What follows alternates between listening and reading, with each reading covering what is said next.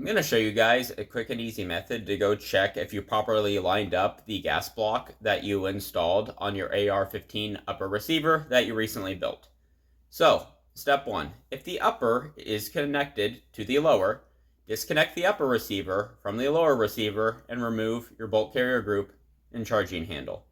Step 2. If you have an adjustable gas block, like I do on this upper, make sure that it is open a few turns. Step 3. Take a round and drop it in the upper. If you can manage to get this round to go off while the upper is disconnected from the lower, I honestly will be impressed and I will want to know how you managed to do that. However, if it makes you feel any better, you could use a dummy round or possibly something like a spent shell casing, provided that the primer is still intact and not blown out.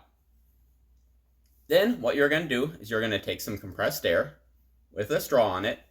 Then you're going to go line up this straw with the gas tube on your upper receiver. You're going to kind of need to go in at an angle, then straighten it out. And now let me play you the Song of My People.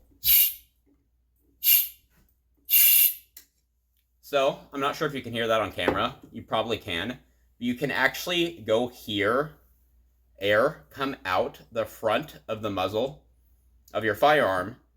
And then also, I'm not going to do this on camera because there isn't really a purpose for this, but you'll actually be able to go feel air with your finger coming out of the muzzle. So, there you have it, guys.